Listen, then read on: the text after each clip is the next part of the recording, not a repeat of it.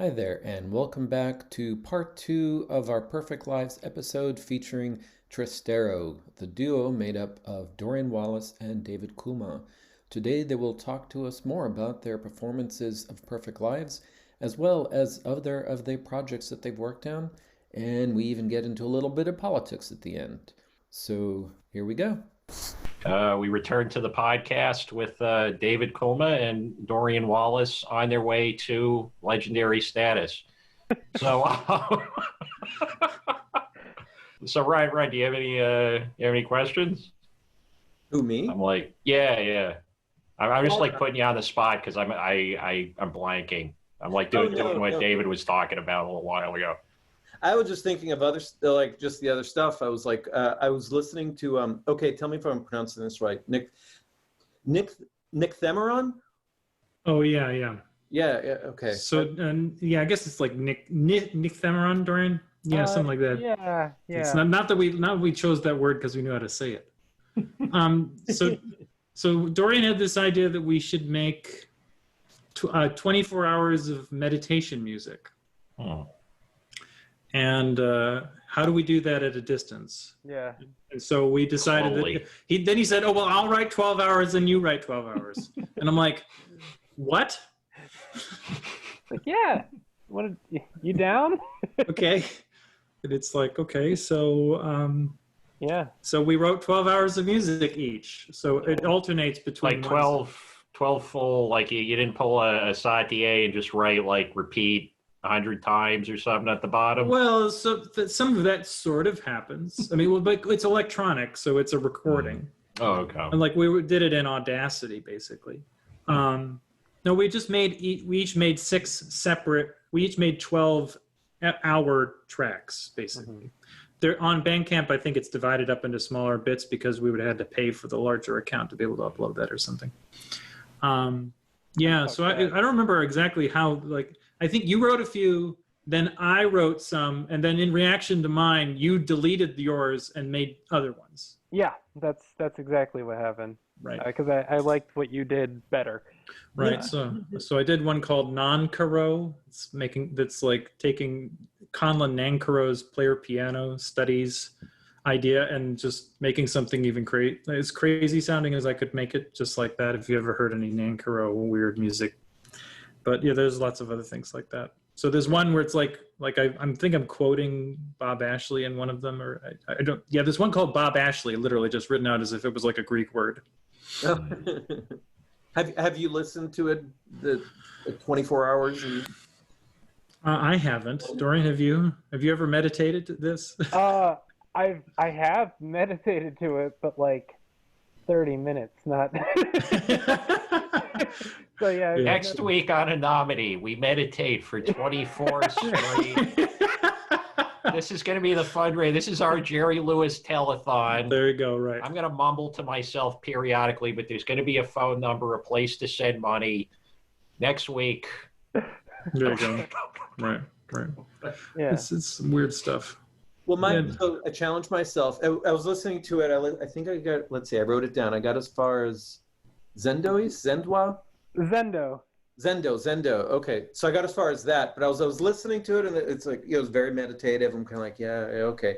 And then I fell asleep for a little bit, and then I woke back up and like, oh, should I go back? No. This is the whole thing. It's 24 hours. A 24-hour day and night cycle includes being awake and being asleep at some point. And I'm thinking at some point, I'm going to wash the dishes and I'm going to have to eat. I'm like, and that's how it's going to happen. Well, you have like art-specific narcolepsy too. Like when you like something, you fall asleep briefly in the middle. And that's been true of like almost every movie we've watched for this show so far. Yeah, especially if it's a good movie, I will fall asleep for about 5 or 10 minutes. Wow. There you go. Nice. That's a successful. It's like when you're in a different culture and them burping at the table is a sign that it's going well. Yeah. Well, and he's like strategic about it too, because I can never pinpoint the exact 5 minutes when we're talking about the movie later. Like I always try to catch him, but he sleeps with his eyes open, apparently. Oh, there you go. Eyes open, ears list. Yeah. Oh, wow. There you go. It's like There a you cat, go. right? So, Well, that's so funny. Yeah. So it was basically just an experiment to see if we could because we'd composed music together in a room. There's an album we wrote called Living Room, which is literally just was in my living room in my house when I lived in South Carolina.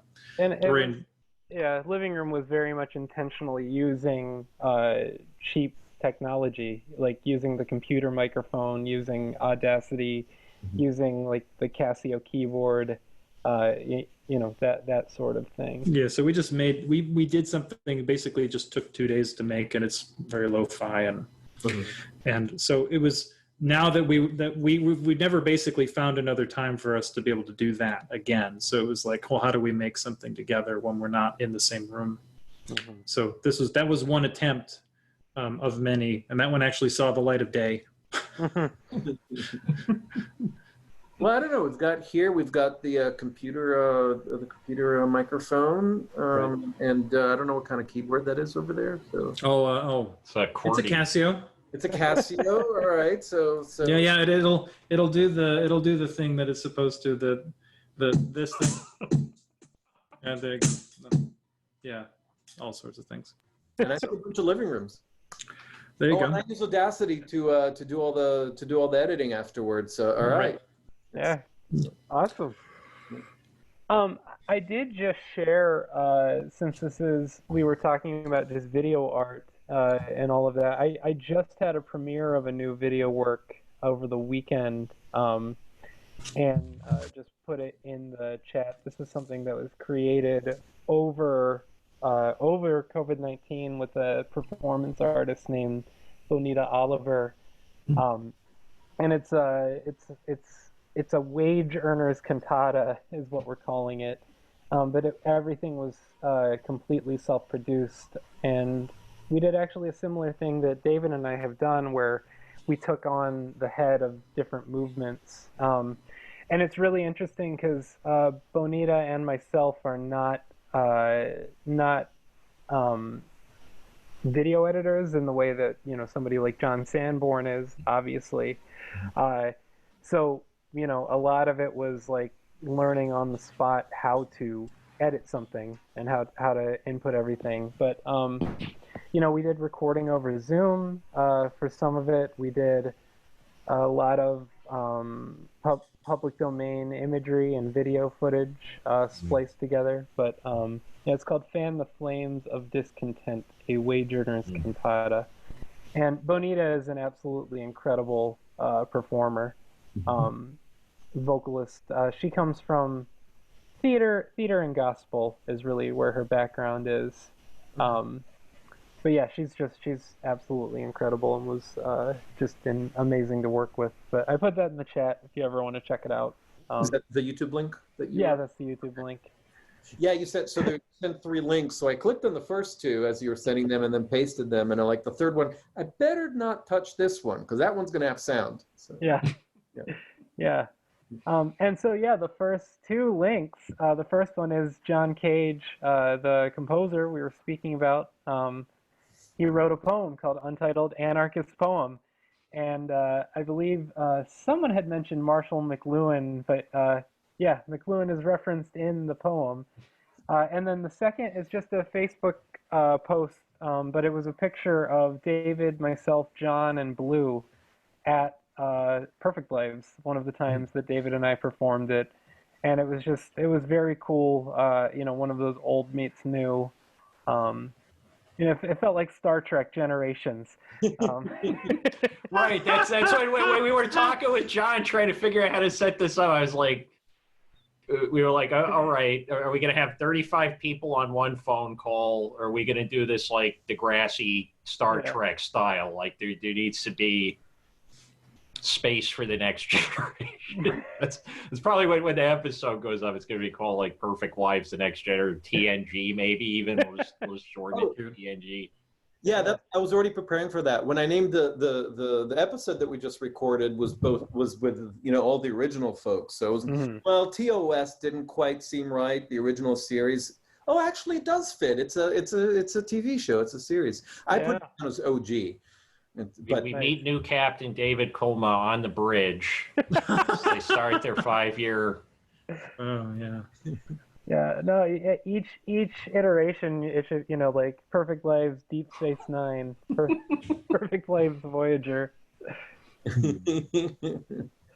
Oh, Yeah. that's Vitas Perfectus, right? Mm. There you go. Great. Yeah. Perfect. So I was gonna ask, how are you all like? What are you all doing with in the world of COVID? But I guess so. Dorian, you just told us a little bit. Yeah. No. I mean, man, I've done 3 pretty heavy projects that kind of came out of COVID being a thing that's going on. The first one was, and actually all of these are videos. I could send them if you want to just check them out. Sure. But the first... we have a Twitter feed, so if you're listening to this online after the fact, we'll be sending this stuff out to kind of. It's the only podcast with footnotes. So sorry. If you'd like us to tweet it out, I don't know. Yeah, no, please do.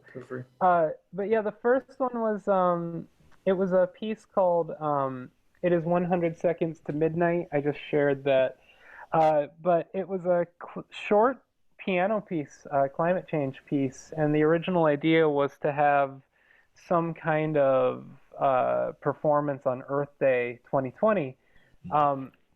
And what had happened was, it's 2 minutes long. It's actually almost 100 seconds long. It's a short piece, but COVID had taken place, and so I put just a thing out on Facebook. Was like, hey, piano players, anyone want to record themselves playing this piece?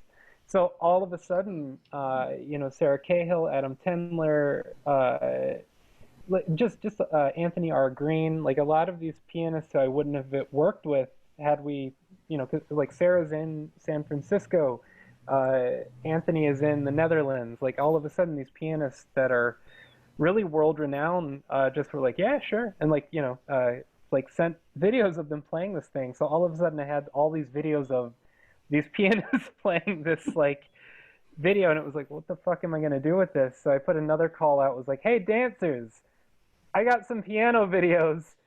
Would you ever improvise to it? And all these people submitted videos, and so I made a collage, and it's really interesting because it sounds like a theme and variation, except the theme and variations are not the note choices or the harmony or the rhythm, but it's the interpretation is the variation, because it's the same piece, but every pianist plays it completely differently. And the thing that was so cool about just the different dancers, I mean, there were people from American Ballet Theater and Ryu Dance Company. There was also like this 8-year-old girl from New Jersey who sent a video, so it's like all over the spectrum. And just how, this COVID-19 experience has really affected all of us. We're all in this situation. The second project that came out, this one, I don't think you can share it yet because we haven't released it yet, but it's for our courageous workers. And it was we called it a citywide symphony, which is ridiculously funny. But there's a really amazing trumpet player named Frank London who had contacted myself and my wife to just ask about doing a piece during the 7 o'clock cheer that happens every day for the essential workers. And so we wrote a piece, in air quotes, that was text-based that could be performed by anybody. And then we gathered some of the videos of people playing on the rooftops and doorways and made a collage. The video has not premiered yet, but I can send you the video. It's an unlisted thing. Okay, don't share. Okay. The third was the Fan the Flames of Discontent, which, so yeah, that's it really.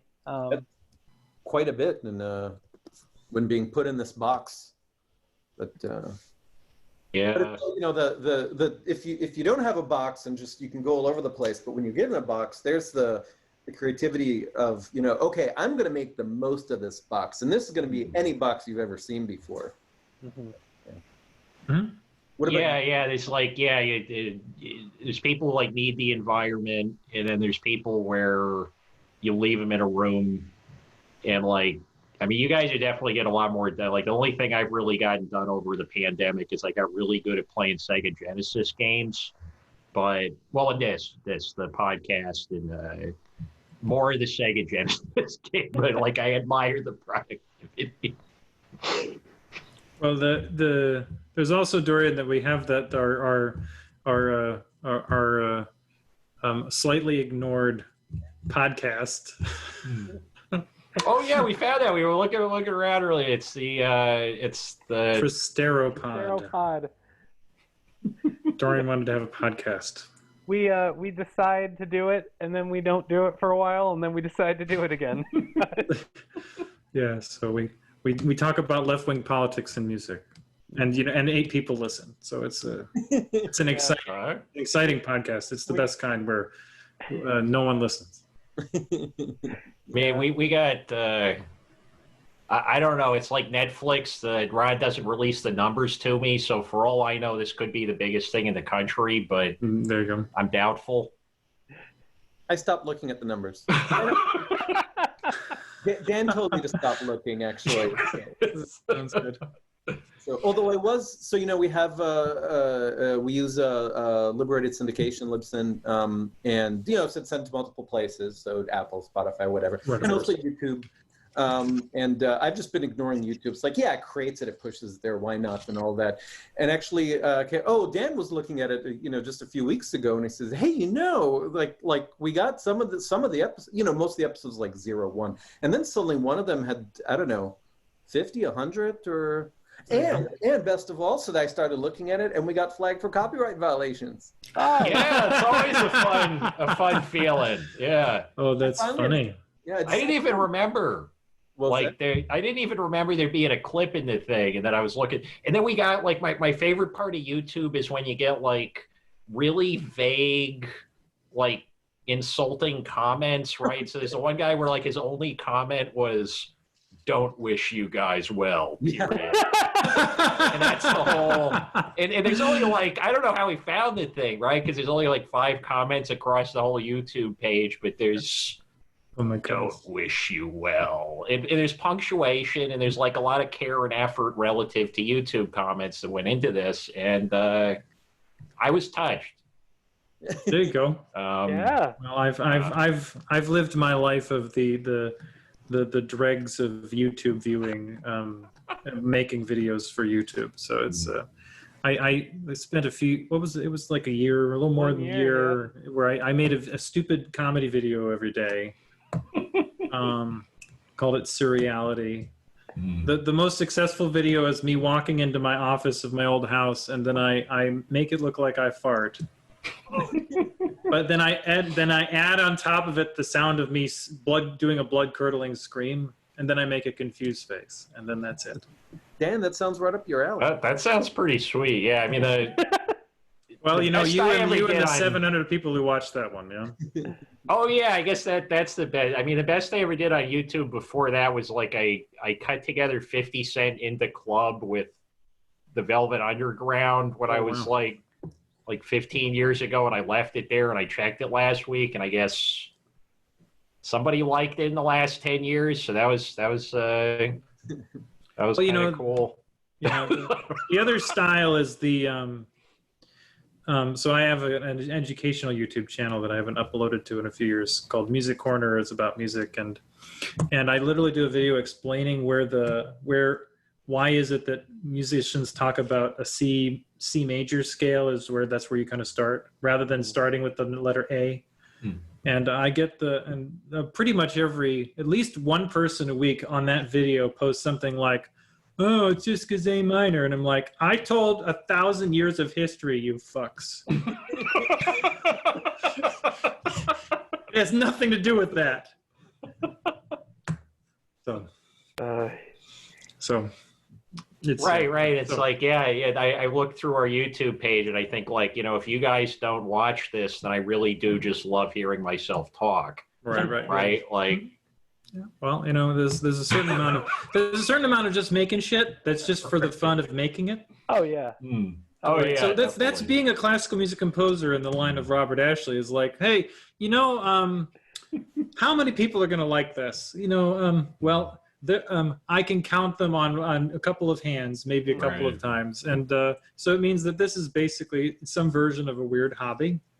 And, it's one of those, like, what was that? I think it was Alex Chilton who said, like, you press 100 records, they're eventually going to find the 100 people who actually want to listen to your records. Right. So it means that, like, so Dorian and I have done all this Robert Ashley stuff, and it's like to a small group of a very small number of people, we're like famous, right? The equivalent of, but most people don't give a shit.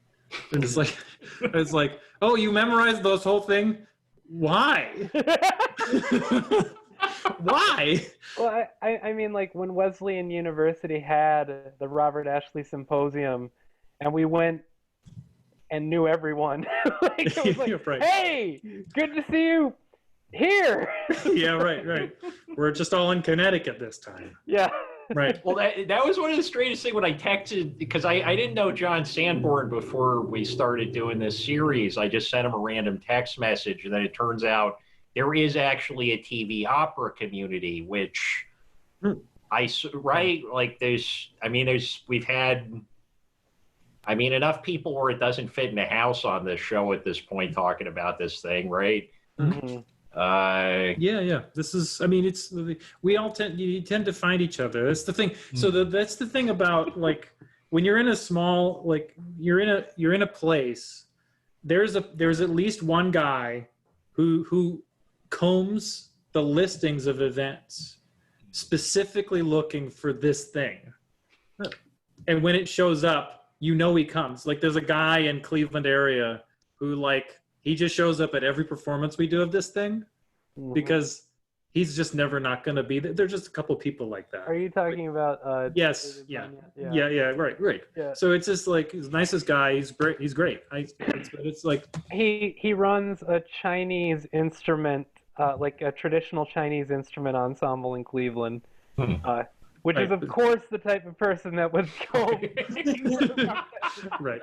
He's great, but he's an important kind of person in the weird new music community in Cleveland area. So, but he's hilarious because he's a mix of like, makes sure that everything you're saying is correct, but he's also completely positive. So it's like, he's not pretentious in, like, no. It's like, well, actually, it's more just like, oh no, this information, like, you really should know this, like, just to make sure everything's cool. Everyone good? Like, right, yeah. So it's that's the so we end up seeing, like, like, you perform in New York, and it's like, hey, it's that guy, I don't know his name, but he's at every single one of these things. Yeah. Right? That kind of stuff. So if Dan lived near you, he would be that guy if he ever left the house. I left the house like 8 months ago. There you go. That's right. We went on the and then I beat Comic Zone finally after 28 years, and then maybe I'll head out tomorrow. I'll walk around for a little bit. No, that's right. We did go down the street 2 blocks from your place to see the David Bowie tribute band. Oh, that's true. But that was pre-COVID. That was That was and we do find ourselves in extremely strange times. So making it so that's the thing is, like, so as a composer, when the world shut down, my life didn't change very much.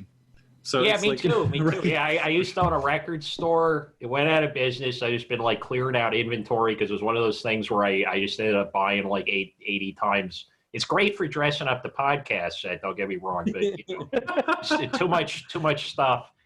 And yeah, I feel like it's like a Twilight Zone episode where, like, the world ends, the guys built the perfect library, and I haven't stepped on my glasses yet. So there you go.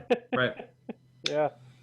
Absolutely. So, well, Dorian listed the projects. Mainly, the thing I've been doing is I'm now a doctoral student at Ohio State University in the music department, getting a music theory PhD. So my day is very, very busy with, like, teaching college freshmen and sophomores, I guess, and taking classes myself. And I'm working to study basically this kind of, Ashley and other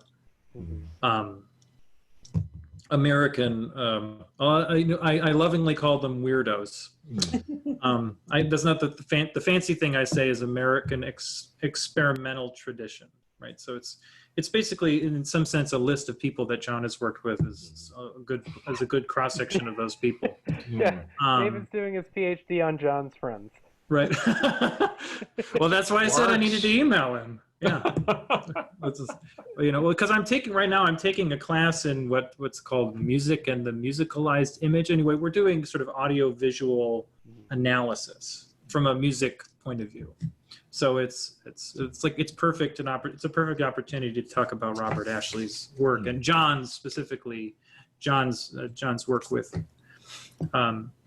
Right, John's like the only filmmaker who seems to have worked with more musicians than like what's it, Jarmusch or somebody like that. Well, he's worked with King Crimson and Robert Ashley. Like, how do you?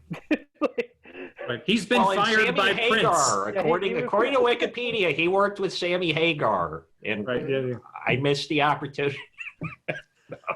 No, I don't know anything about Sammy Hagar really, but he's got a really funny sounding name. It's like one of those. I think it's that hard G in the middle, like you're expecting like a more like aggressive consonant. Right? Yeah. So it's so we're keeping ourselves busy sitting in small rooms. David, right? I've been meaning to ask you just because you have started the program and I've got this whole baby thing coming up soon. I remember David when he was looking for a program to get his doctorate. It was specifically when you were speaking about Ohio State, and it was like music and esotericism, and it was like Sun Ra had come up in a conversation, and and that was one of those things where like David said that like via text, and it was like, I think that's your program, dude. Because are either of you familiar with the works of Sun Ra? Yeah. Yep. Yep. He was paying the bills for a little bit there. Oh. Well, because the records. Yeah. Right. Yeah, it's, so that people want those records versus. And the funny thing, running the record store, there's two Robert Ashleys. I don't know if you ever ran across this. There's a guy who was making easy listening records in the 50s and 60s, so like Nelson Riddle, but shittier. His name's Robert Ashley. There's like a million records. If you ever eBay search for Robert Ashley, that's most of what comes up. There's just because like easy listen, everybody was buying those things in the 50s. It's in 60s. Like it's like those switched on Bach records. Like you knock on the walls of your house. If it's old enough, it'll probably fall out. That is wild. That is wild. And I bought a couple from people, and I was like, "What the fuck? I've never seen that. How old was that guy?" And it's like, no, okay, right? Because he got that white hair, he's got that kind of like ageless look in the video, and so I'm like, "Oh, is he like doing doo-wop, like elevator music?" And no. Yeah. So does she? Yeah. So yeah, that's the program. She's been studying. She's been looking into Sun Ra and Alice Coltrane. Music. That's just so you know, if you know anything about music theorists, that's unheard of. So I'm in the right place. I get to do my weird shit. Really? Nobody's looked at Alice Coltrane yet? Well, no, people. So there are musicologists that study Alice Coltrane, right? So people who do that, or like ethnomusicologists. But music theorists are the people who specifically kind of look at how, like, what the structure of music is. And they haven't looked at Alice Coltrane yet. I'm sure there are some jazz scholars that have, but not the kind of theorist that's more sort of mainstream white, if you like. Right. The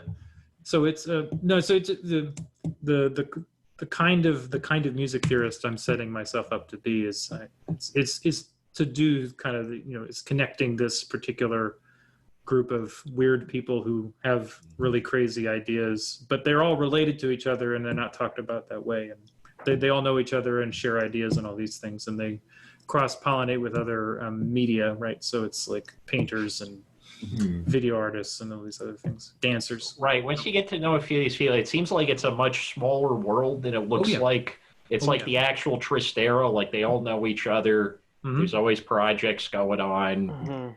Right. Now Oh, everything's absolutely. through the mail too. So, but Right, exactly.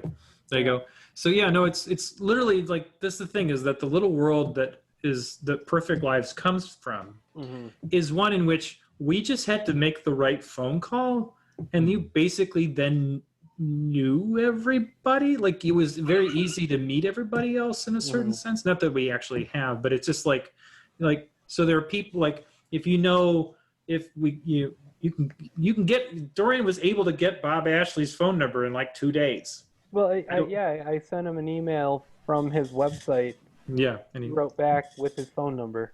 right, Like, right. But then but that means like then we knew who, and like then it means that we had like and then we just show like he's known Alvin Lucier for years, right? And it's like and then well, I mean, because he knew everybody, right? He right, was yeah, like filming with music with Roots in the Ether is basically like the Paulina who's who of like Philip who was Glass. around at that point. right. Yeah.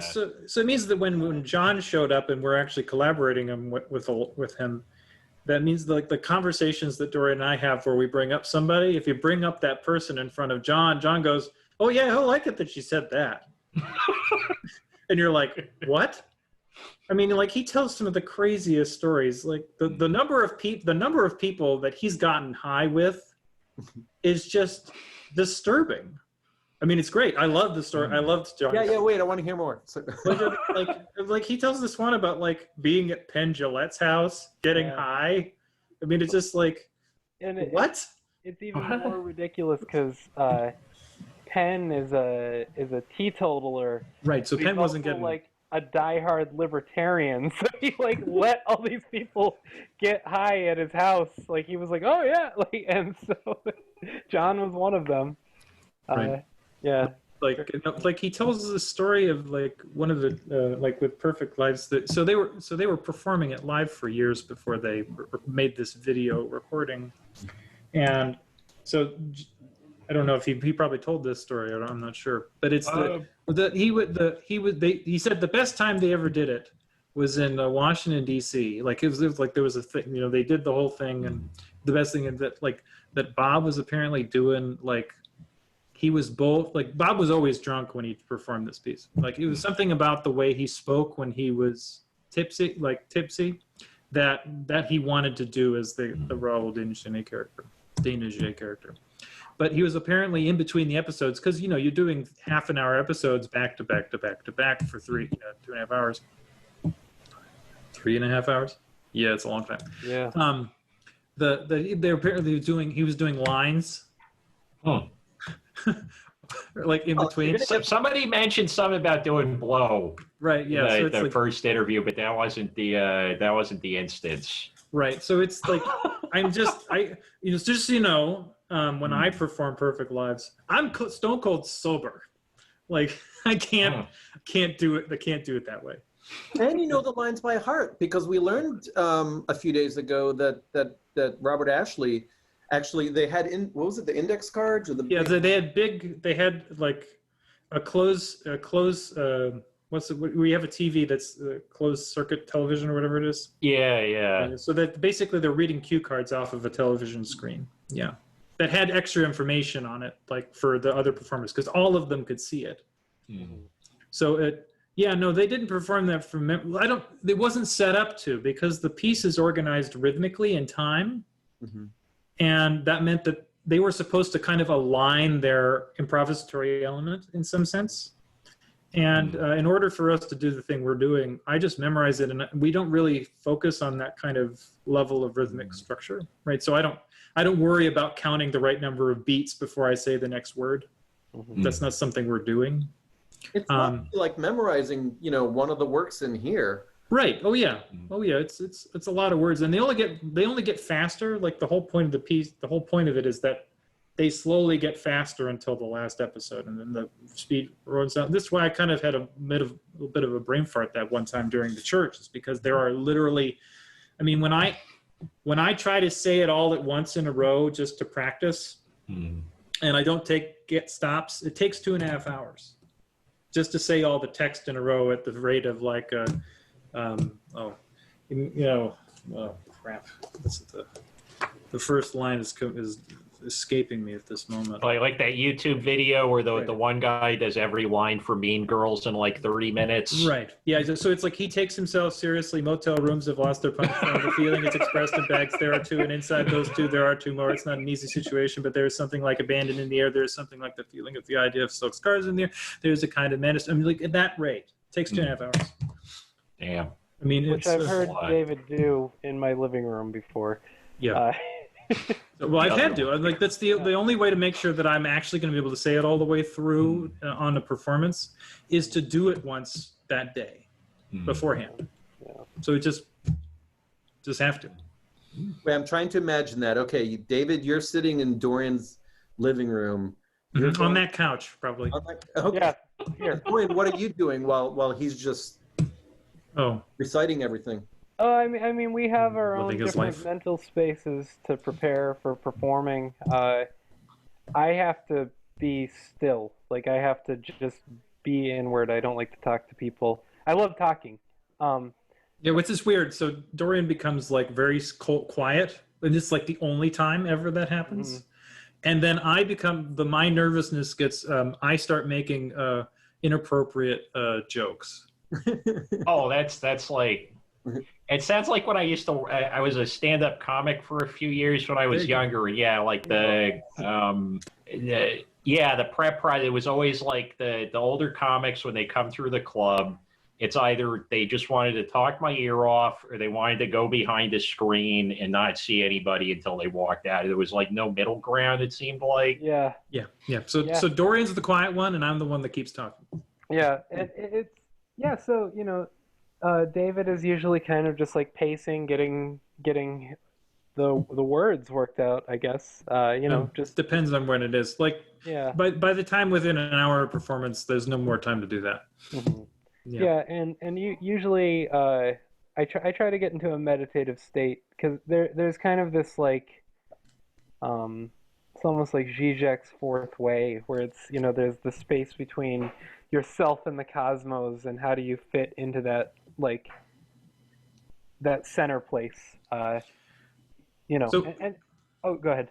Well, the thing I think is funny is that people are generally kind of amazed at the thing I do. I generally am mostly amazed at the thing Dorian has to do, because we do versions of this piece where we do a half an hour for each episode, but we also do a version where we do like 45 minutes to an hour for each episode.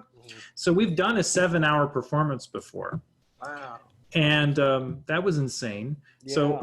So it's like, so for me, no stops, no intermission. Well, we stop. We stop for like a couple of minutes at each episode. 5-minute break between at most episodes. But that's only enough to like walk around, get a drink of water, and go like, okay, we have to do the next one now. Okay, right. Mm-hmm. Set change, because the other musicians have to change. But no, it's like for me, like by the time we get to the performance, it's like I know I'm ready, so I just do the thing I'm supposed to do. Mm-hmm. Dorian has to constantly make up what's going on for 3.5 hours. Mm-hmm. Like he has to reimagine this piece every time. There's a certain amount of pacing. You can't blow your load in the first hour with all your best ideas. Like you have to really find a place for every note to have a meaning. When we did the 7-hour. I'll call it 7-hour experience. There was one of those musical moments where myself and the drummer and the bass player were just in this space at about 6. We'd been playing for 6 hours at this point, and I remember like playing one note and just like that sort of like ring happening, and then looking out into the crowd. And the people who have literally been watching the whole time, there was a man just huddled over, just like, swaying back and forth, staring into the ether. And David, I think it was doing like the Christ pose, arms out. But it was one of those, like, you're so into the zone and the flow that it was like playing like 2 notes was just so locked into one another. But yeah, it's a cosmological experience of improvising and making it, not that it's ever fake, but making sure it's genuine. and coming from a serious place. So it's the Perfect Lives is taught Dorian a thing that most improvising musicians, or just most musicians, don't ever really need to do, which is to be able to make sense at length, and to not get boring at length, or to learn how to shape time at such extreme levels. I mean, the only people who does anything that long is like Feldman pieces or something. But the way to rehearse doing that, it's a lot of stopwatch practicing. Right. It's like, all right, I've got 15 seconds to have a beginning, middle, and end. And it's like, okay, same thing, 3 minutes. Okay, same thing, 1 hour. It's like just being able to find a shape in a time length. And the thing about Bob's work is, even though it seems so random at points, and very, very, what was the word John said? Convulsory, or it almost seems like he's speaking in tongues on a certain level. Like there is, like the first when we were talking to some of the other people on Saturday, I just always assumed that he'd written it by talking. Yeah, because that's how I always like with the stand-up stuff, I would always just sort of, it would be a thing that came out. I write it down so I didn't forget it, but it was always like if I just tried to write the thing out, it would never get the right tone. But well, he was experimenting with automatic writing at the time, right. and right before it. So it's definitely, even if some of it ended up being written rather than spoken, it's done with the purpose of making it sound as if it's generated by speech. Because the thing he talked about a lot is that it's a bunch of sayings, and sayings don't necessarily have semantic content, right? That's just the way it is, kind of things like that. Not that Ashley actually says that, but there are things like that in the text. And so, it's stringing these ideas that aren't necessarily ideas together. I mean, like the idea of the silk scarves line. I mean, does that mean anything? I mean, like, it's the thing that every musician I know, and they know Robert Ashley, the first thing they say to me out loud is, there is something like the feeling of the idea of silk scarves in the air from the beginning.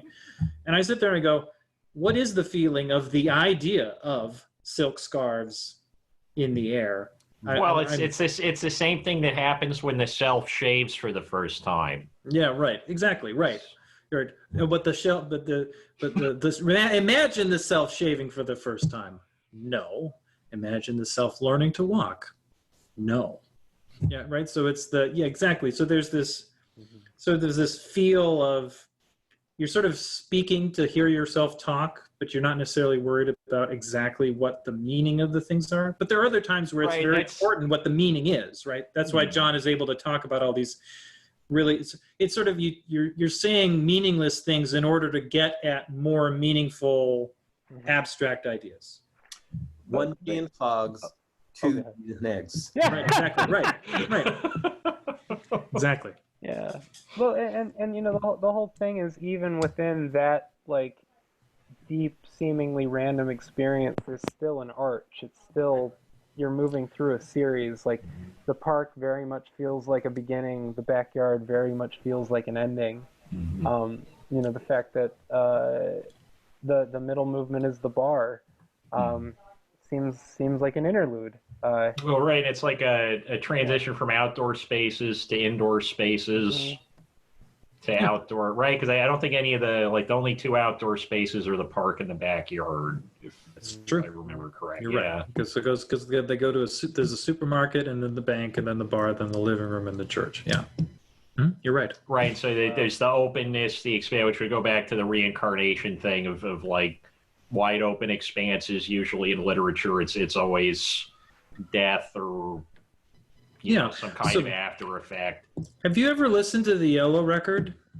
Yes. What people call the right behind me. Right. Yeah, I was thinking about that. Right above. Because there's an important distinction when you're talking about the death stuff. It's an important distinction between the version of the park and the backyard that are on the Yellow record versus the park and the backyard that are a part of the the final product, I guess you want to call it. And it's the park moves from being in, I think in the yellow record it's all past tense, and it becomes present tense sentences in the final version.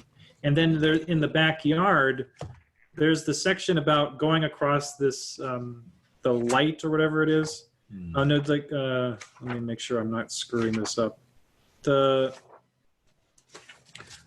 the version that's in the bar that's on the yellow record talks specifically directly about death. Right. So there's that you're. Oh man, where did it go? Or is that at the end of the? No, it's not this thing. Hold on. Here, you talk about something else while I figure this out. Dan, actually, yeah, Dan. Since we're talking about, since the whole Trystero was sort of the little bit of the thread with that. Pull out your you show off your prized possession. Huh? The Crying of Lot 49. Oh no, that's in my mother's basement. I have a first edition of that in my mother's basement. But no, when I first started the record thing started as a book thing because I was running the front table at Occupy Wall Street, and then I couldn't get a job. I couldn't get a job at a supermarket after that, basically, because they see that in your resume, and so I was picking up books that people were tossing out in the trash off the street around Brooklyn for a few years, and because it was all through the mail, I called it Trystero Books.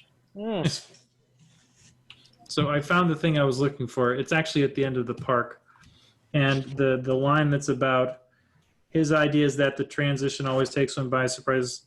And so when he's talking about, like in the original, the one on the yellow record, he specifically says death rather than talking about transition. So it's John brought up the connection to the Tibetan Book of the Dead, is one of the books that's that's the weirdest thing about this thing. The libretto book has a bibliography of like related readings.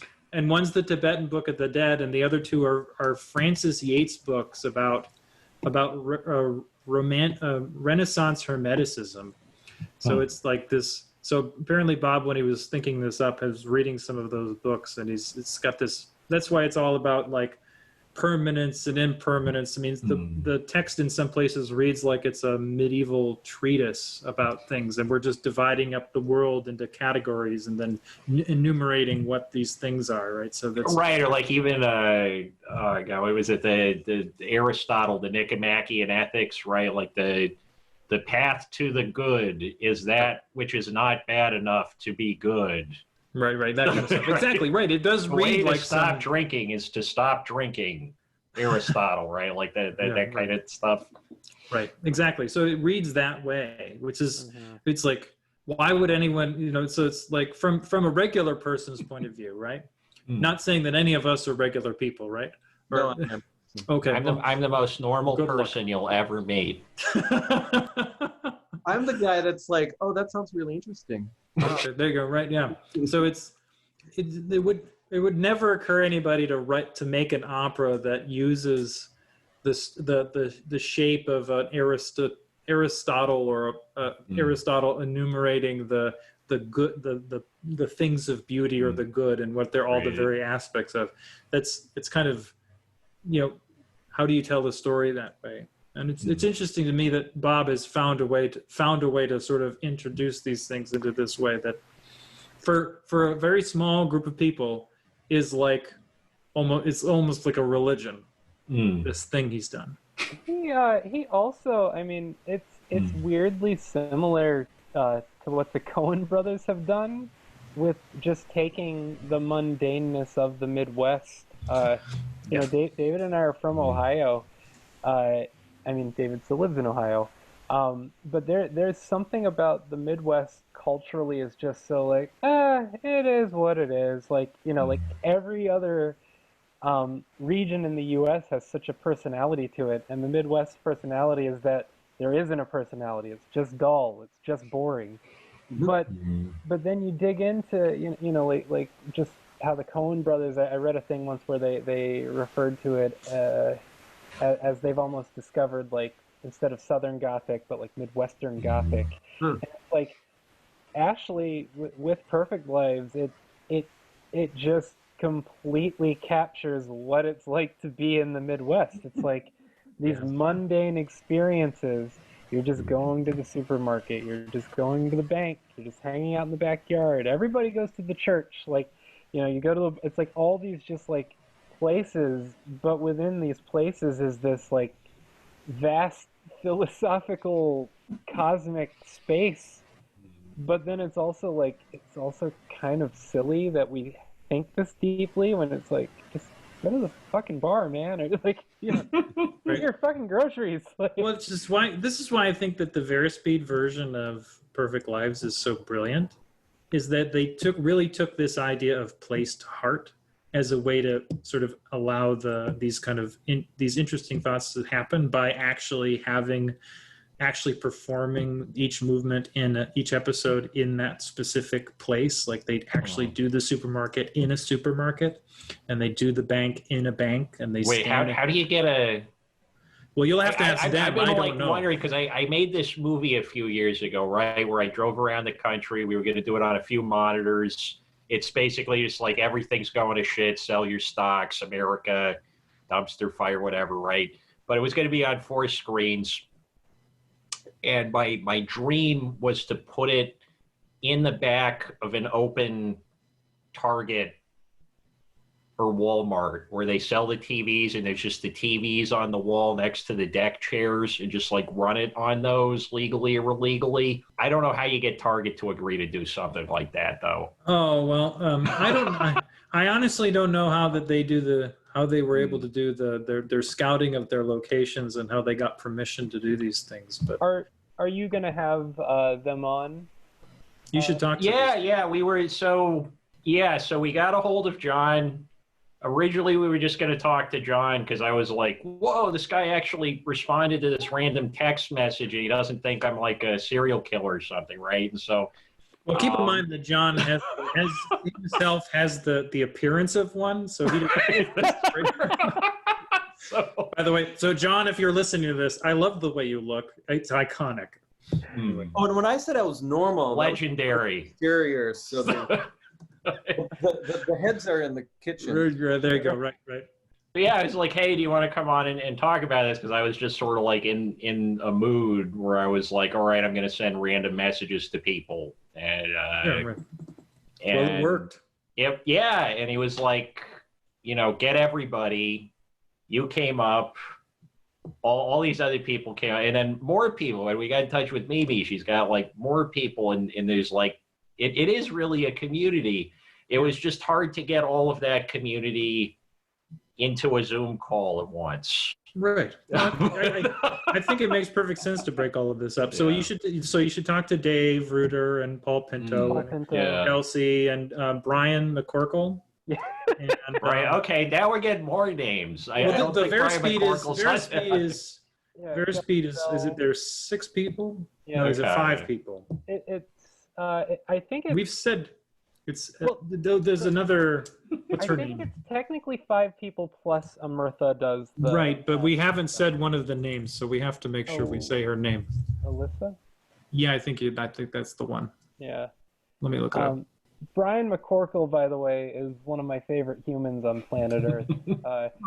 We were once just hanging out on Zoom, and his virtual background was his normal apartment, but with a cat just in the background.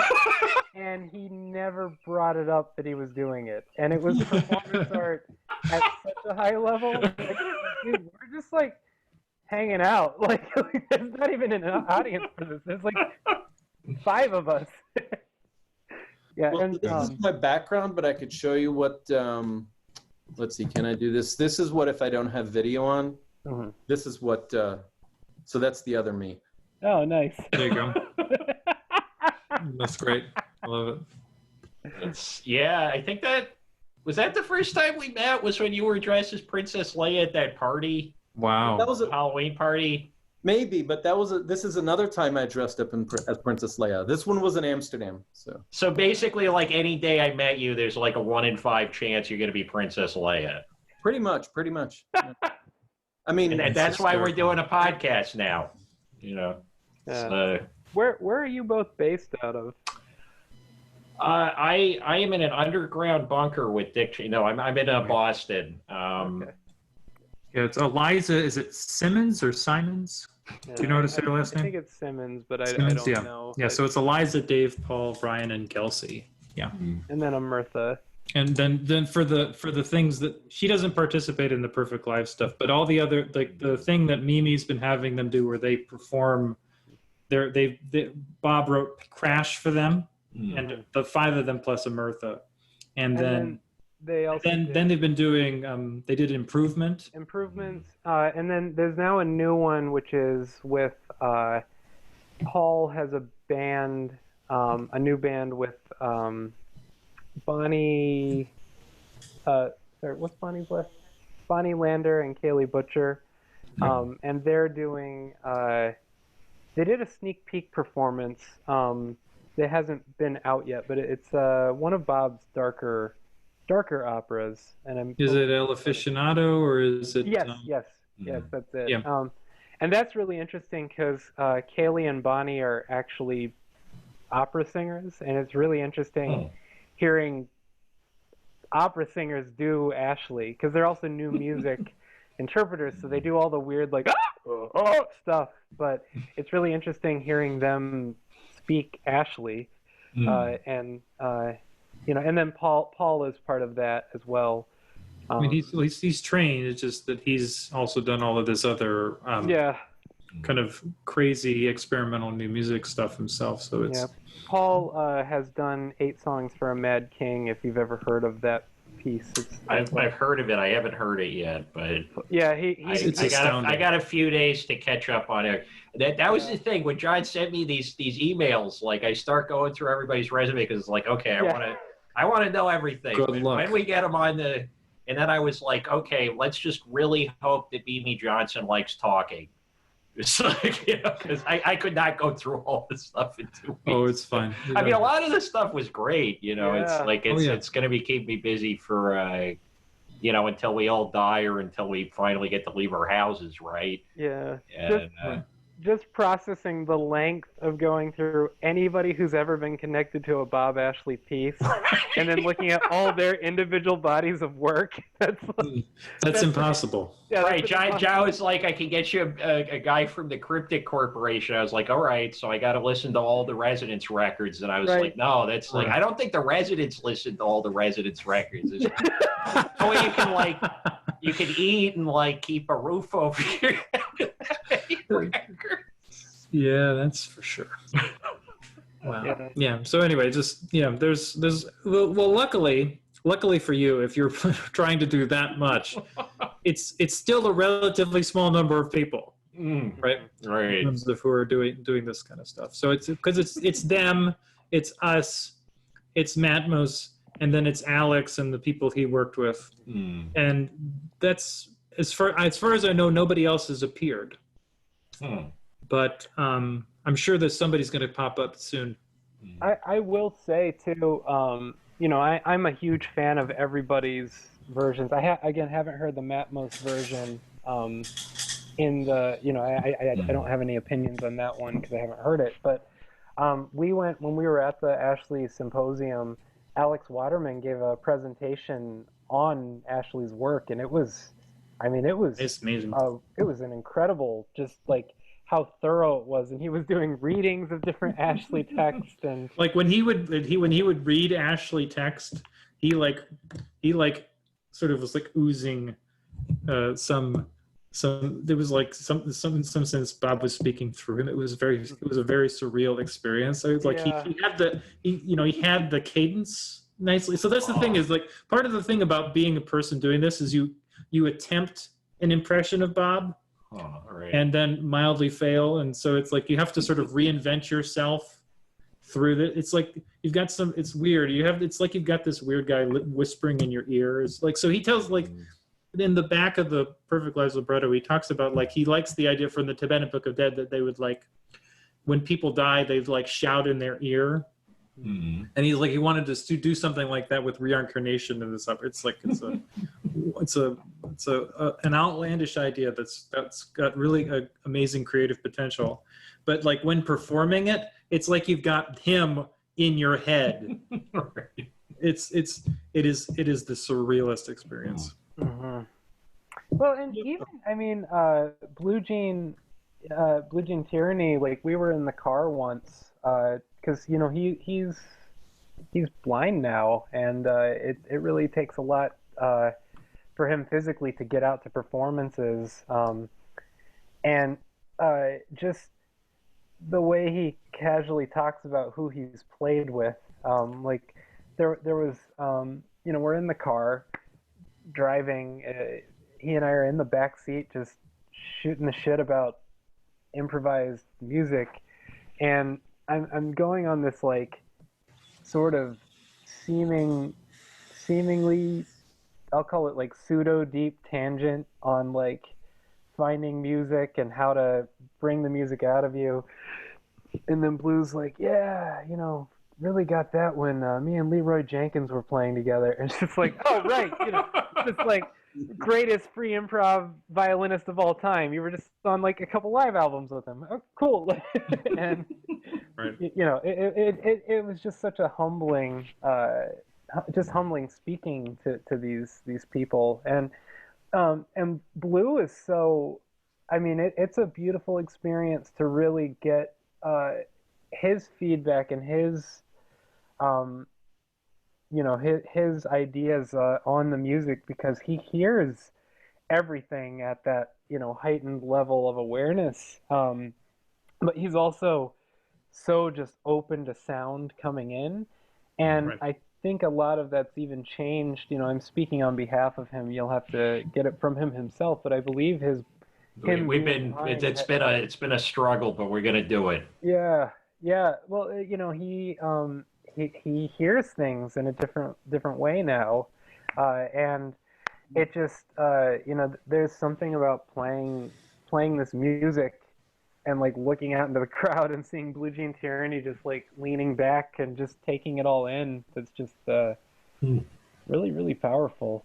But you know, like there's another element too where it's so strange because Blue is improvising constantly, and I improvise based off of conceptual ideas from Blue's improv, but Blue considers the music he's improvising to actually be Bob's music because of the way it's associated with the text. And so it's like weird to, you know, just to be like, it's like I'm not actually playing transcriptions of Blue. I'm playing Bob's music that Blue was an element to. Like I don't know. It just, yeah. Bob even channels through the instrumental. It's not just the vocal. It's like it's pretty wild. So do you think the piece is haunted?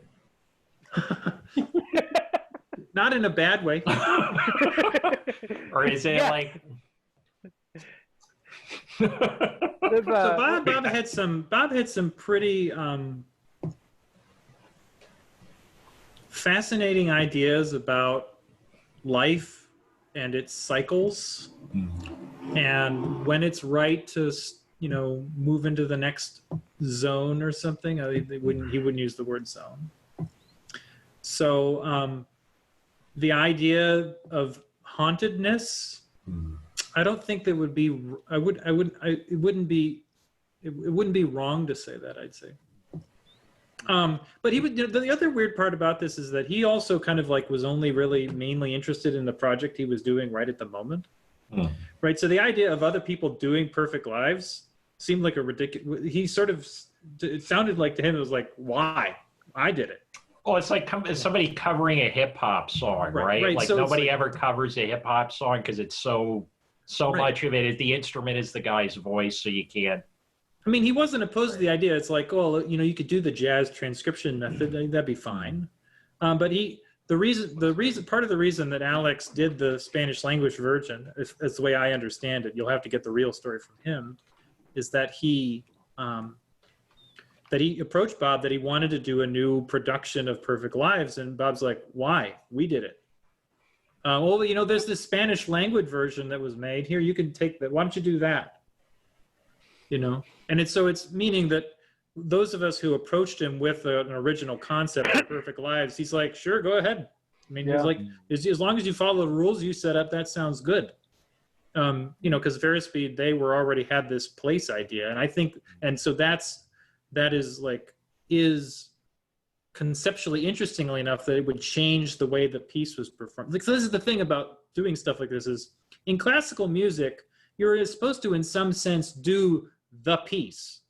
Like, you're supposed to perform it exactly as it's intended, and you're not supposed to change anything. But how do you change something that was literally made up on the spot every night?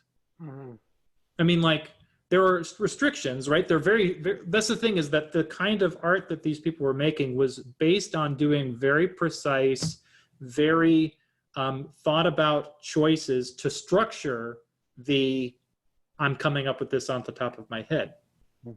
So it's the element of recording too, I think, makes a big difference, because a lot of the classical canon, the interpretation, right, like the emphasis on exact interpretation is because otherwise you just have this long game of telephone. Right.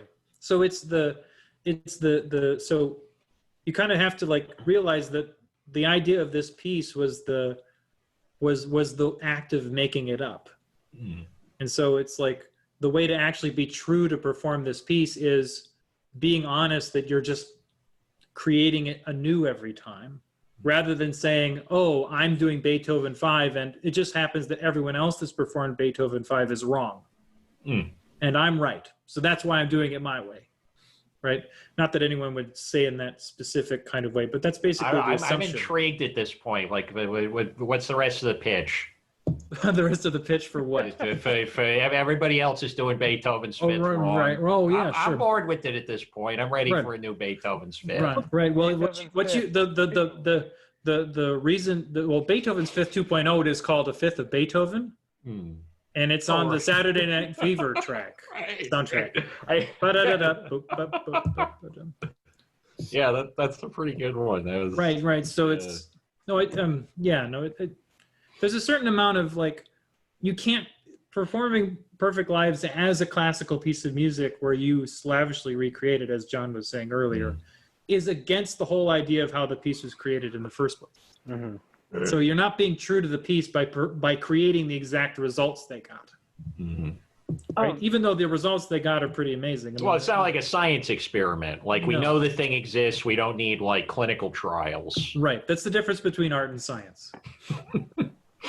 That is an interesting concept. Oh, yes. No. Oh, I just want to say one thing about not a fifth of Beethoven's Fifth. I can't remember who it was that was saying it. This is like from years ago already. Saying that everybody has been doing Beethoven's Fifths wrong, and that because that they're getting the tempo wrong, that it's not da, da, da, da, or whatever. Well, I can't do the right tempo. That's you. Everything you know is wrong. Right, exactly. So that has to do with arguments about the tempo marking, the metronome marking that's at the beginning of the scores. The reason that classical musicians can argue forever about that is because Beethoven didn't put metronome markings upon his first 7 symphonies until 1817. And that's after he wrote the first 7 of them. Like, so it was a few years later that he added that. So that's why people argue. Like, some people say, well, the metronome marking's right. And it's like, you don't seem to understand how classical music performance happened in the early 19th century. The idea that they had the same tempo throughout is crazy. That might have been the tempo marking for the first 2 measures. But that's all like highfalutin classical music scholarly argument. Okay. So it's really not like nobody was right or wrong. Beethoven was just lazy. No, well, it's not that he was lazy, although he probably was. He was pretty slovenly. Yeah. It's mainly that musicians have never felt music like a metronome, and it's only a creation of 20th century technology that anybody plays with a click track that's the same the whole time. And so music is the metaphor people use is talking about music breathing. And what they mean is that they don't do this. Except at the end. Right. Yeah. Exactly. Right. But it's more like right. That would be a tempo shift that's too dramatic, but to make the point. So it's yeah. No, the argument about who's doing the right tempo about Beethoven is an argument for scholars and idiots. Sometimes both. And just so you know, most scholars are idiots. I'm one. There's a couple of things. Just so Ashley's. Oh well, no, sorry. First off, do you know why the click track was invented? Do you know who's behind that? Mr. Click. You got it. No, wait for it now. Oh, it's not like the what is it, like the toilet? The toilet was named after John Crapper. John Crapper. Yeah. Yeah, no, Carl Stalling, the Looney Tunes composer. Yeah. The whole thing was that Stalling had been working for Disney, and they were doing the Silly Symphonies, which was music-driven animations. And then he ended up hooking up with the Warner Brothers. I forget what their real name is, but he hooked up with them to do Merry Melodies and Looney Tunes, and they would write the music. Well, the script would be written, and then the music and the voice were, like that was the next draft. And what was happening was there was just this fucking craziness of trying to animate to symphonic orchestras. So Stalling had this idea of like, what if we made like a metronome that was in everybody's ear so they could all record at a steady tempo so that the animators could use that to animate. Then we took that metronome out of the the final recording. But then the second thing is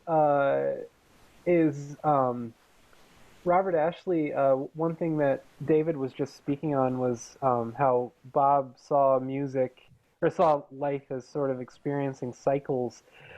When you get the Verispeed folks on, their opera Crash, which was the last piece Bob wrote, is one of the most profound, it's like a prophecy in a way, because it goes through the 6 life cycles of this character, the composer, and I'm not going to get it all right, but it's basically Bob's autobiography. And near the end, it talks about how the 6th cycle is coming to an end. I could have room for a 7th, but I don't know. And then he actually died, like in real life. And it was one of those. The piece actually premiered a year after Bob had died, and it was just one of those things. This is where Bob gets into your head. It's just like, did the motherfucker know? Like, I mean, the only other guy who ever pulled that off was David Bowie. Yeah. Right. Yeah, that's I've cried to that record. Yeah, it's a good record. It is a good record.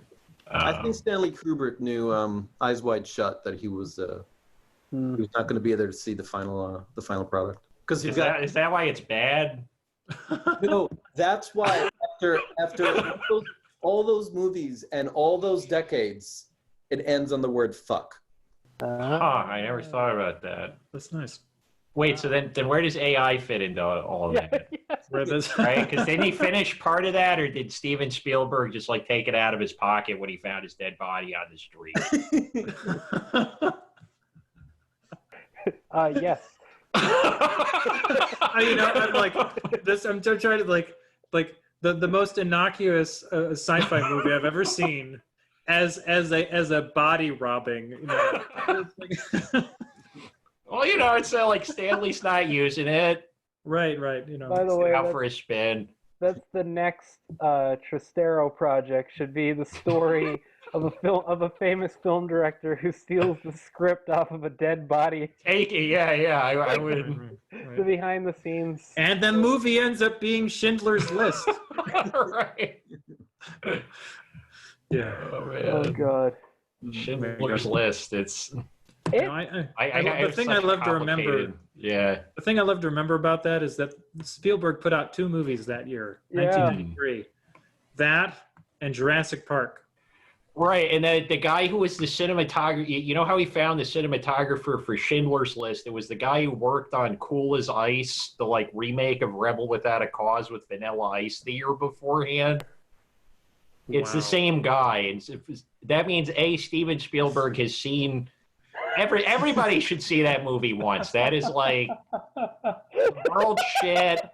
We all feel terrible. Go watch the Vanilla Ice movie. At least like the meaninglessness seems a bit more like jovial, right? And yeah. Like, that's hysterical. But yeah, no, that was how he found him. Yeah, wow. And that is such a weird, because it's like I'm very conflicted about that movie as a Jew, because it's a white savior movie, right? But nobody ever mentions that because it's about Jewish people, not black people. Yeah, right. It is a white savior movie. That's always bothered me about it. Right. It's a shit. What's that story in the Bible? The Hamantash. What's the Purim? It's a Purim story. It's not like it's not a Passover story, right? Yeah. Oh, you mean that kid where ends up? Well, right, because like the Purim story is basically like if you do some favors for the extremely rich and/or powerful, they will save the Jews. The Passover story is the Jews ask God directly. It's like, hey, my boss is shitty, and God literally drowns all the shitty employees, mid-level managers, etc. And it seems like a much more empowering message. It sounds like a David Graeber utopia. Right. David Graeber I knew Dave. I knew David. Yeah, Holy shit! We love David Graeber. He was a great guy. I ran the front table at Occupy Wall Street the whole time, so he was hanging out there all the time with the anarchist kids. Yeah. And I didn't know who he was at first, but yeah, he was a total goofball. It was just a lot of fun to hang out with. But right. Man, yeah. That's a tragedy, David Graeber. Yeah. I just sent my wife and I played Solidarity Forever for him when he passed away. I mean, like not. I don't know. Right. I mean, I think he would have. You know why the roots of that, right? Solidarity Forever? Why it's got the exact same shit. It's like the same melody as a very famous piece of marching music. Yeah, it's Glory, Glory, Hallelujah. The Battle Hymn of the Republic. Yeah. The Battle Hymn of the Republic, right, because they would try to get the protesters off the street by sending in marching bands in the early 20th century. So they would sing that over the marching band. Yeah. Oh, nice. Ralph Chapin. I play for a chorus right now called Singin' Solidarity. It's a socialist chorus, and it's one of the guys. You might know him, Ben Bath. It sounds really familiar. Yeah, it's like you mentioned Occupy and you mentioned being Jewish, and it was like and Boston right. and New York, and it's like there's no way Ben hasn't crossed your path. I am sure, and there was another Daniel Levine there too, who was like getting. I was getting a lot of confused emails for a while for this other Daniel Levine, and well, but no, Ben is he does a lot of the conducting and like rehearsals, but he's just a human encyclopedia. He's like what David Kulma is with most things, but specifically about leftist music history, and like but like he's like less organized of a speaker than David, so it's just this kind of like, and then you leave and you're like, all right, now I know the history of Beloved Comrade. Thanks, man. But that's what Fan the Flames of Discontent. It was originally going to just be arrangements of wob songs, but it turned into sort of a wobbly songs for those of you keeping track at home. Yeah, that's what it was originally going to be, but it ended up expanding to the labor movement as a whole, and also Bonita. You know, she's a woman of color, so a lot of her storytelling really came from the perspective of being a black woman. So yeah, but man, David Graeber, that's wild. Yeah, he was. I mean. He seemed like such a normal. I mean, I met so many people doing that because I was physically like at the front of the park. So like any reporters or people that thought everybody on the inside was unclean, didn't realize I hadn't showered and would talk to me because I was just like, they didn't have to walk quite as far. And yeah, it was like a person, an anonymous person, #1 on the Mueller report. He was my second in command at the table, a guy named Randy Credico, the guy that Roger Stone was framing for the, like when Roger Stone sent out that thing saying like, yo, Randy Credico, I'm going to fucking kill your dog, Bianca, blah, blah. Like, I know that dog. Like, I hung out with the dog every day for like months on end because he would carry the dog around in his handbag. And it kind of like, you know, this sounds like that David Cross joke, like did the people that worked at the Twin Towers attraction in Las Vegas feel it a little bit more? But I feel like I felt it a little bit more when I saw this like. That's definitely a David Cross joke. Right? And yeah, it's just really surreal. It's like, yeah, you know, like, you know, I wanted to put up like, I wanted to flash like gang symbols for the dog. I wanted to be like, Roger Stone, you fuck with that dog, you fuck with me, and like all my random like used crap. I don't think. I mean, it's not like Robert Mueller ended up doing a much better job, but like. True. By the way, Wow. this is Dan's book about his experience there. So. Oh, you have a book? Okay, cool. Yeah. Every time I check my messages, somebody thinks I'm dead. A memoir of Occupy Wall Street. That's amazing. It's got poorly drawn pictures in it. Great. So you're meeting the level of Kurt Vonnegut. Basically, yeah. There's Like William Steig when he was like, Yeah, period when he was like locking himself in that box and then he'd go draw something. I always love those. Like, you ever see any of those like Our Miserable Life or he was basically a hardcore follower of Wilhelm Reich, who was those things. Okay. The Oregon box. He would go in the like, Oregon box. Yeah. This is gonna get real super like, oh god, just how everything's connected. So just finished a degree in music therapy, like literally just finished it. And there's a friend of mine, Nick Cooper, who did a documentary on Soma Therapy, which is an anarchist group therapy in Brazil that was completely inspired by Wilhelm Reich. And I'm really interested, not in every part of it, because some of it's pretty dated in regards to just like current psychology, but and current therapy. But some of it is just really beautiful about the lack of hierarchy. Like everybody in the group is a therapist for one another. And I had literally just a Zoom meeting with Nick Cooper, and the whole thing is based off of Wilhelm Reich and his analysis on human sexuality and sexual oppression and fascism. And basically he draws into that the more conservative you get, the more sexually repressed you are, which leads to fascism. Right. I'm looking for, I have it on my shelf. Here we go. This guy. Wilhelm Reich, mass psychology and the mass psychology of fascism. Dude, that's I literally have been reading it online the past 2 days. That book.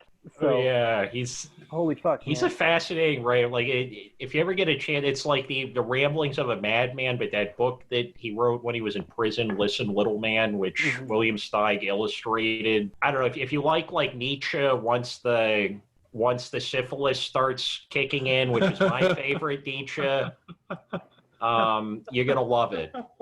Like Amazon, you know, if you liked the syphilis Nietzsche, you will like. If you like Nietzsche when he says that Wagner's terrible now and we should all listen to Carmen, right? then you're in the right place. Syphilis Nietzsche is a really good band name. Right, that's right, exactly.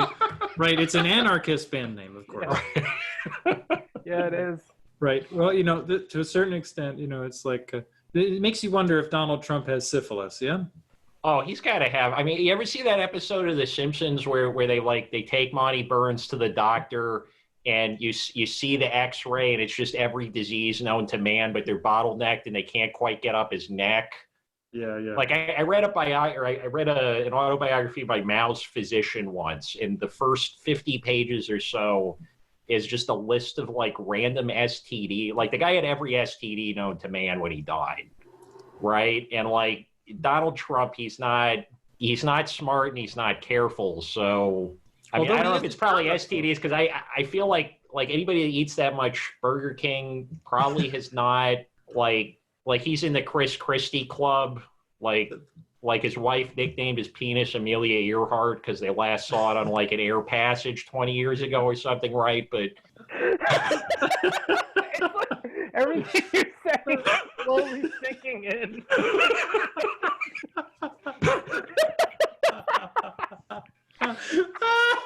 That's a slow burn right there. Oh my god.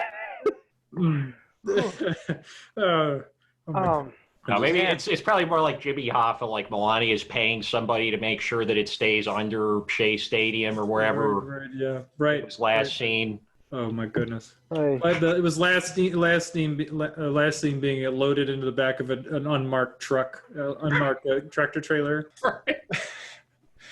Oh, have you ever seen there was that President's Show? Did the President's Show that Anthony Tamanik did? I wanted to see that because I always love when they come out with those. Yeah. Yeah. So they've done it for a couple of years, but the best scene is that. So there was that thing that was in the Trump had been like in a truck. They got him in a truck and he was like, it looked like I'm driving it.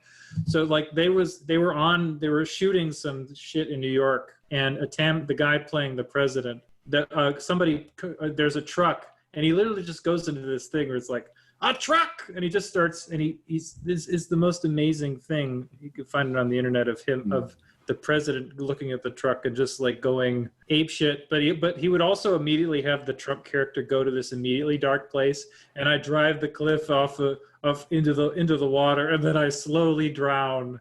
And it's just like the weirdest, like it immediately flips into this really dark place that's really, really fucking hysterical. In a way that nobody else can capture about Trump is this sort of like nihilism that is clearly at the core of whatever horseshit this is.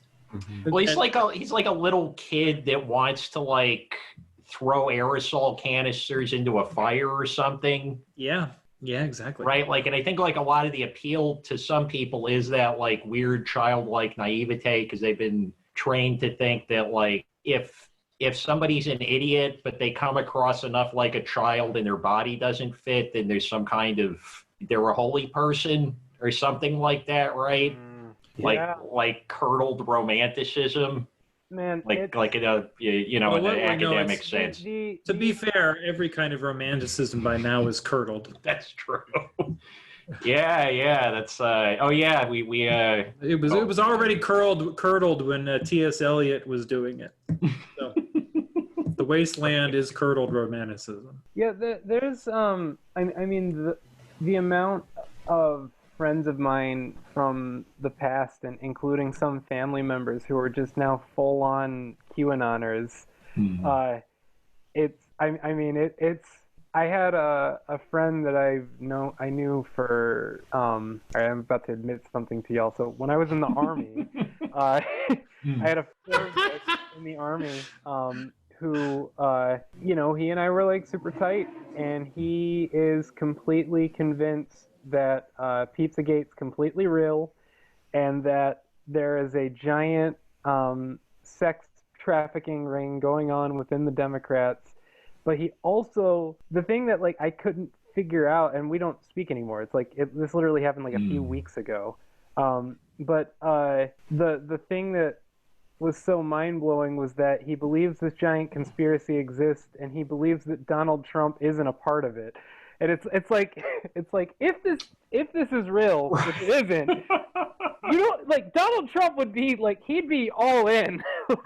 Right. I mean, the things connecting him to Jeffrey Epstein are all over the place. Oh yeah, and the Epstein thing. Oh my God. I wish there was a way we could cover that within the prayer, because like when that document drop happened, and the person You heard about that, right? They fucked up all the redactions. It's just black highlighting, so you can copy paste the entire document into a .txt, and all the redactions are gone from like the 1900 page court drop they did a few months ago. Oh God, really? It's like I went to journalism school. That's an old journalism school trick, because like sometimes they don't know what the highlight is versus the redact on the program, and we got very lucky in this one particular instance. That's names as opposed to, Yeah, we got real names. Alan Dershowitz is he's innocent the same way that O.J. Simpson was innocent, which is yeah, which is not. The glove didn't fit. The glove didn't. Right. He's Nordberg. That's what she said. How could a powerful man do such a thing? Don't powerful men do the right thing all the time? Actually, just on the powerful man thing, and then I will actually have to jump off. Yeah, we're gonna have to. Oh yeah. That's we've been on for but we're having a great time. So yeah. But so one of my favorite stand-up comedians growing up, I used to listen to him with my dad, was Bill Cosby, and before everything came out, before we learned that he was a serial rapist and molester. Yeah. So a friend of mine's dad is was a camera operator, and he was on all the Jell-O commercials. And like, I was with this friend of mine, and it was like, oh, what was it like working with Bill Cosby? And he's like, oh, my dad, he said he's a sociopath. Like, he's like a really horrible human being. And it was like, oh, really? And then like 3 years later, all the allegations just poured out. And it was just, it was one of those just like, like, holy shit, like he oh yeah, there's this podcast I love following called Psychology in Seattle with oh god, the guy's got like the best name ever. Is Dr. Kirk Honda, right? Like, tell me that's real. But it's a smart guy out in Seattle, and he was basically like, they did a 2-hour episode on Bill Cosby. They were like, this guy would have become a serial killer if he hadn't been able to get away with lower level crimes constantly. Like, he had the psychological profile of a serial killer, which, take that. I am not credentialed. Dr. Kirk Honda is apparently credentialed. But, that's one of Dorian's things he likes paying attention to, serial killers. Mm-hmm. Yeah, I no joke, was debating on either being a composer or a forensic psychologist. Like, those were the two areas. And now I'm a music therapist, which is kind of both. The funny thing is, he chose forensic psychologist, and this is what happened. Yeah. No, there's there's a lot of really interesting things about the male psyche in regards to serial killing, because it really is. I mean, people do have to take seriously societal norms and what we do to humans, because it does create these toxic elements. Dorian, didn't you know that capitalism is the thing that brings out the best in all of us? I know. If you just work hard, just pick yourself up from your bootstraps. Right, it's all gonna be great. Yeah, everything. It's everything's perfect, right? If you worked a little bit harder. You're telling me our society is designed to make me go crazy? I can't believe it. How did they know that 12 years of Donald Trump was just the right number, or that Donald was his name? I'm knocking on wood really loudly. It's the wood that this is on. But so for just in case if anyone is confused about my extreme sarcasm, Dorian and I run an anarchist podcast. Yeah.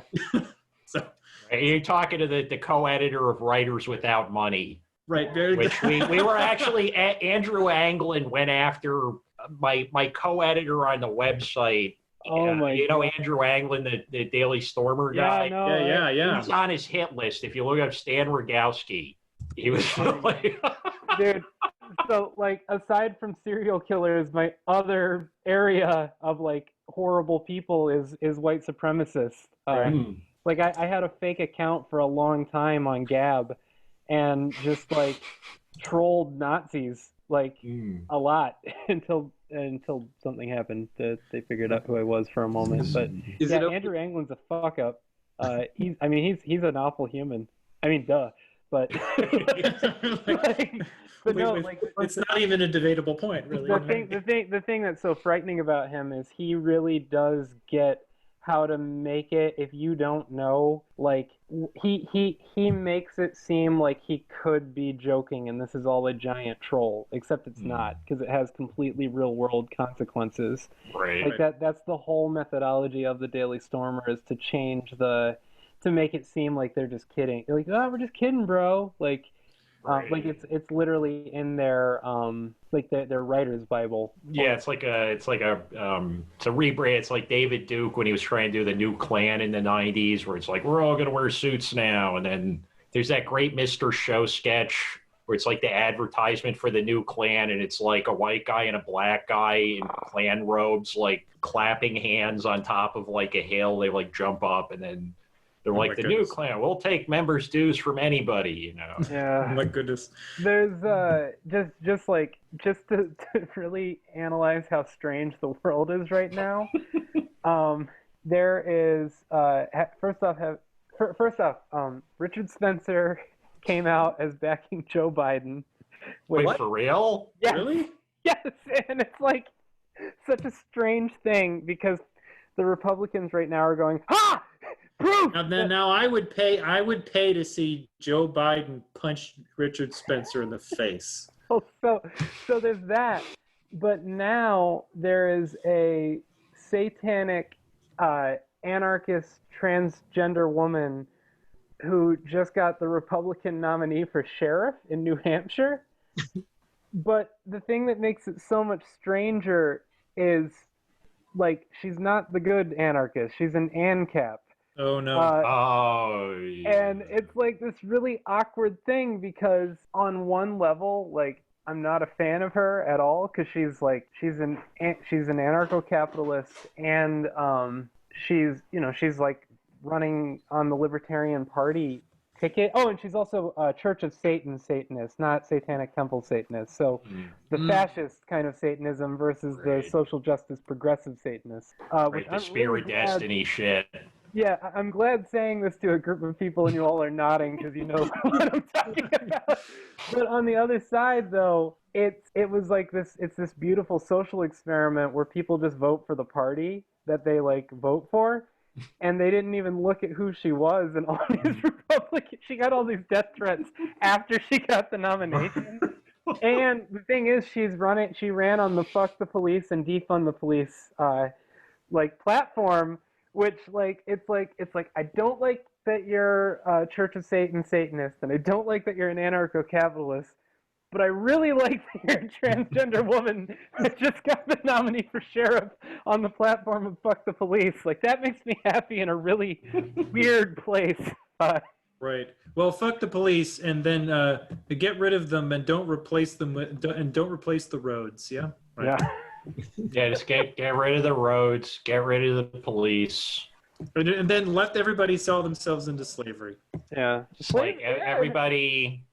Well, if you want to be a slave, everybody goes vegetarian except White Castle. I am supreme proletariat dictator. There's limits. Oh, that's, oh my gosh. No. That's the thing. That just goes to show you that, identity politics only does so much. There you go. Nice. Yeah, if we were going to have a sponsor and I wasn't going to just like eat shit every time we did it at the beginning, that's probably the only company that could sponsor this show. I could eat those things like. That's so funny. Like to dangerous. I mean, I remember when Occupy Wall Street was going on, I went out drinking with some people. It was like the first night I'd taken off because I was doing like 20 hours a day or whatever at the table. And I go to this Halloween party, and yeah, I must have drank way, way too much. I wake up in my apartment the next morning. I'm sitting next to my bed, and there's 2 White Castle receipts from separate boroughs of New York in my pocket. Like there's one from Brooklyn and there's one from Manhattan. There's no leftovers, but there's 2 White Castle Receipts in my pocket. Oh my god. That's like I could pitch that as a movie. I bet that would be easy. It's a Harold and Kumar movie, right? Straight up. Yeah. I mean, like You know, David and I, one of our ideas that we have never done was to do an Ashley-style opera, but a road trip movie about the two of us. You know, he's the straight edge and I'm the wacky one, except you find out really that he's the wacky one and I'm the straight edge. Yeah, that was... Yeah, we'll cover that on here. Yeah, whenever you finish it, just send us an email. Oh, it was a Or we could do a script road reading. trip. Huh? Yeah, there you go. We could do a script reading. So. There you go. Script reading. Yeah, well, yeah. Again, Dorian, get your feet off the dash. What dash? Yeah. All right, quick poll. Quick poll. Is it okay to punch a Nazi? Dorian. Yeah, I'm cool with it. It's I think you have to question your the reason you're doing it. Okay. You know, if you're trying to do it to like act in if you're trying to engage in civil debate and a democratic process, I don't think it's necessarily the best thing to do to go punch a Nazi. However, we don't bat an eye when somebody talks shit to another person in a locker room and they get into a fight. So if somebody's out there saying Nazi shit, I'm not surprised somebody gets punched. I would not encourage punching Nazis, but I also am okay with Nazis being punched. David? I'm not going to punch a Nazi, but I will take great joy in watching it happen. Okay. Dan?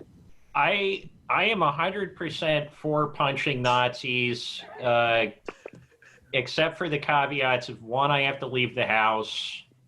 2, if you're going to do it, be safe. There's a pandemic going on. Wash your hands afterwards. Nobody wants the shit that was in your mouth or whatever the fuck you've been touching. Right. You know, go have fun. You know, Right. No, you have to take videos so we can put Whitney Houston to dinner. And poof. Right, there's not a lot of means to wilding if you're a kid right now. So like, take them if you got them. Right. Yeah, it's like it's like cow tipping, but for a good cause. Yeah. It's almost you could do an Indiegogo. I'm doing Indiegogo for me to punch a Nazi. Right. It's like, help me go punch Richard Spencer. Right. Repay my court fees.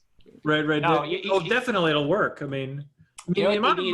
There needs to be like a GoFundMe for somebody just needs to send a lot of free McDonald's, Burger King, Arthur Treachers.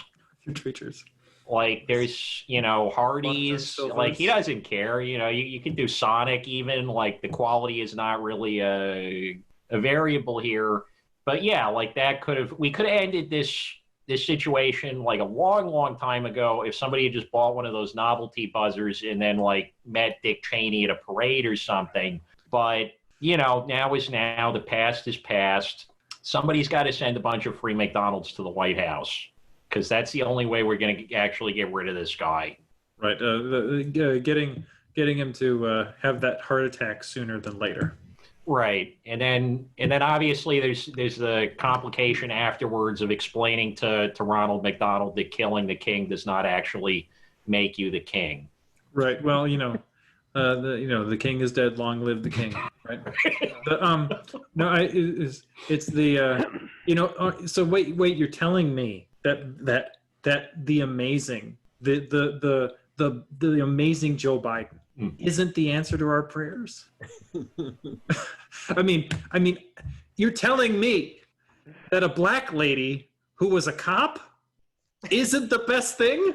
I was just like, you're telling me that all the people who live around me in Cleveland Heights who have both a Joe Biden sign and a Black Lives Matter sign don't have some cognitive dissonance in their brain? Well, I'm just saying that the guy's clearly had a stroke from high blood pressure in the last 3 months, or else he wouldn't be bragging about recognizing an elephant. Right. And that's a work in progress. There's like, I don't know. It's like the first Nirvana record. There's promise there, but the job is not you know, we haven't hit the good part yet, and I think that's going to take a few more hamburgers. Right. There's a reason my neighbors and I both still have Bernie Sanders signs in our yard. Oh yeah, we got like a big.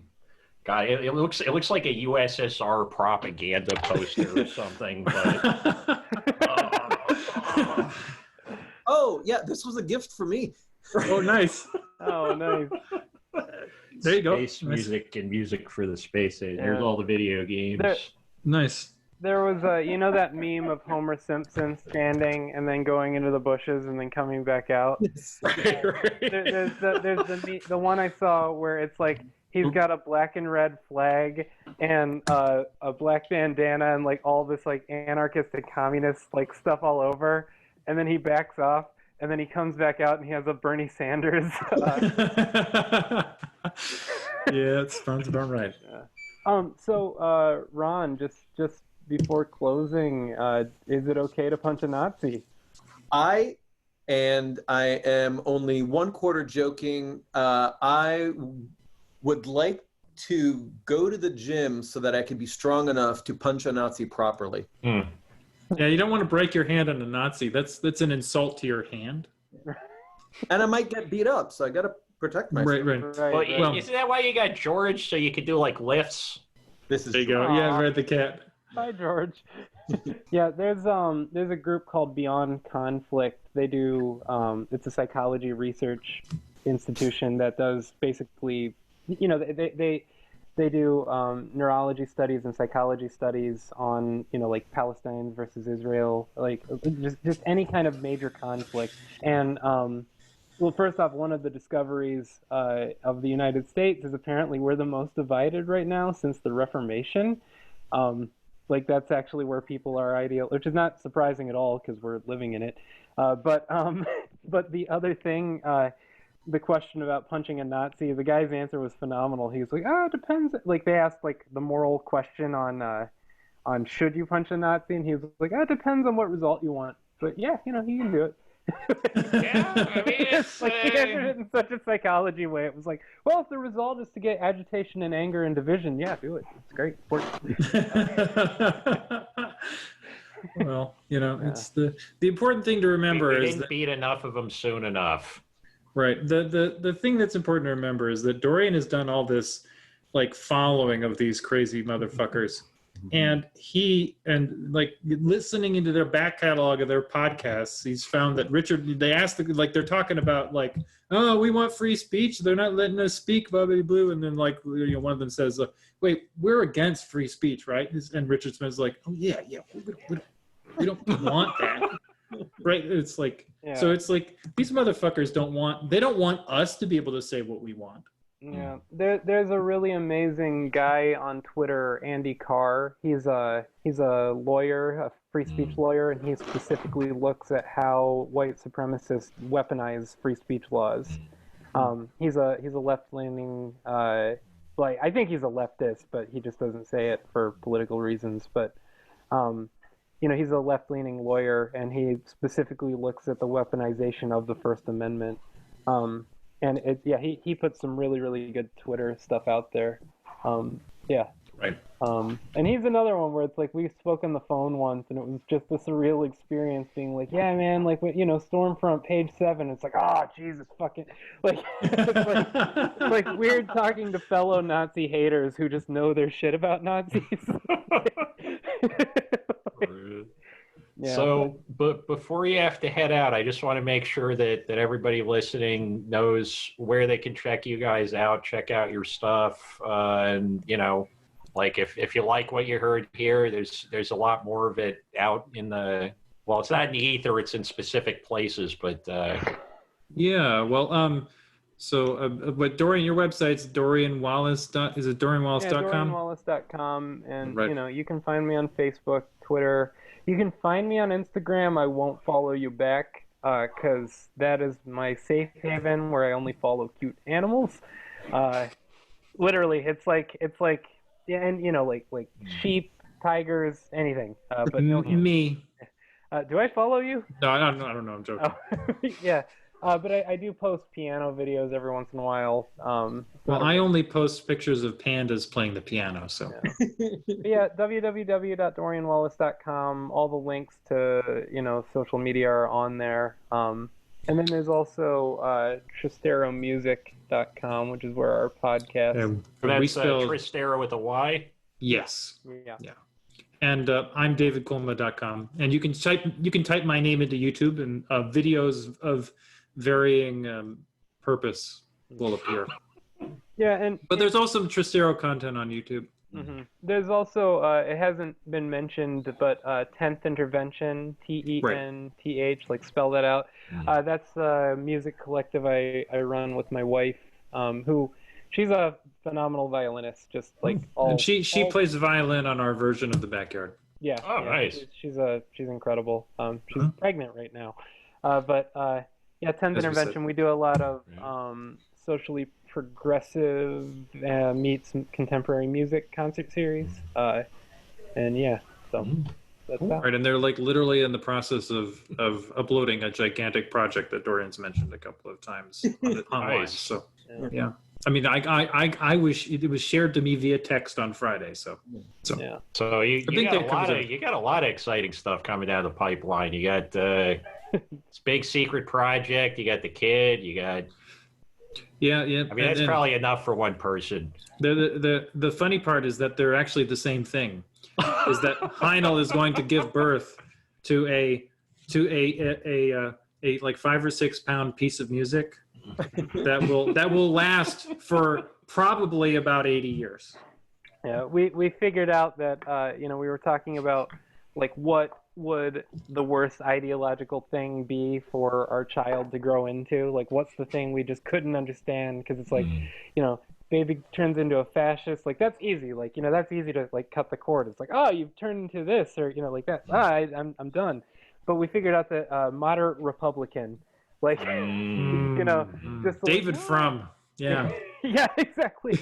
Well, like I don't disagree with you, but the free market's really the only way. Oh god, yeah, David, like having to pay for David Brooks to go to college, like David Brooks' parents could not have felt. No, I don't know if they feel. I don't know David Brooks' parents. I'm talking out of my ass. David Brooks is a piece of shit. Yeah, you're talking about the Bobos in Paradise guy. Yes, right? exactly, yeah. right. The New York Times columnist who is always to the right of the moderate Republican who is actually the Democratic president.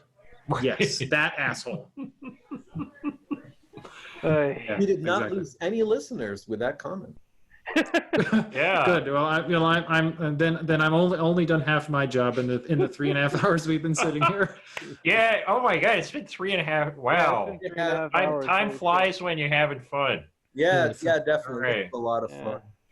So if, any human who actually listens to this all the way through, they're your friend. Right.